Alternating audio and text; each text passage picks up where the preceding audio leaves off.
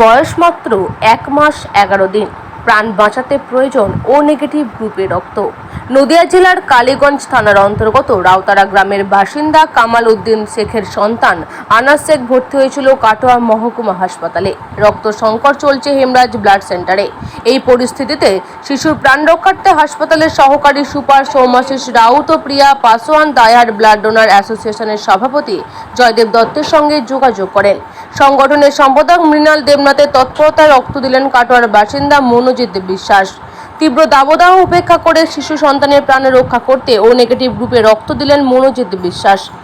জরুরি প্রয়োজনে রোগীর প্রাণ রক্ষার্থে রক্তদাতা নিয়ে এসে রক্তের যোগান দিচ্ছে। পাশাপাশি নিয়মিত রক্তদান শিবিরের আয়োজন করে চলেছে দায়ার ব্লাড ডোনার অ্যাসোসিয়েশনের সদস্যবৃন্দ। 1 মাস 11 দিনের বাচ্চার নেগেটিভ ব্লাডের দরকার ছিল, তাই আমাকে ফোন করলো। ব্লাড ছিল না, তাই ব্লাড দিল। মনোজিৎ বিশ্বাস। অ্যাকচুয়ালি একটু ব্লাডের সমস্যা হয়েছিল। কত? বাচ্চার বয়স হচ্ছে 1 মাস বাড়বে। বাড়ি নদিয়া জেলা কালীগঞ্জ থানা রাউতারা গ্রাম।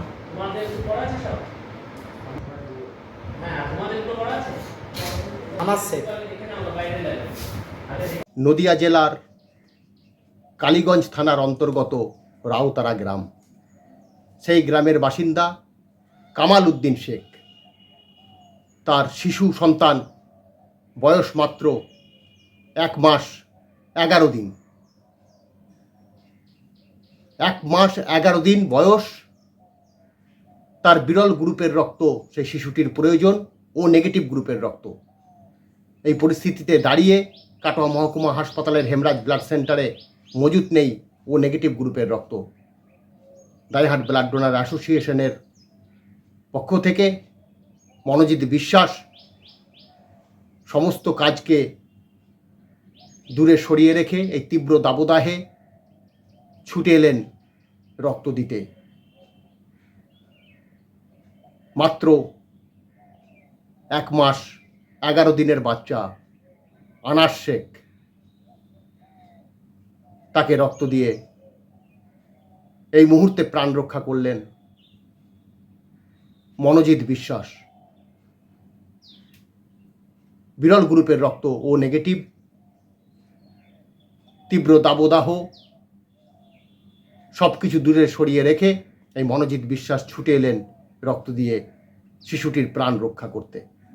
আমরা দায়ার ব্লাড ডোনার অ্যাসোসিয়েশনের পক্ষ থেকে মনোজিৎ বিশ্বাসকে আন্তরিক অভিনন্দন, শুভেচ্ছা এবং ভালোবাসা জানাই।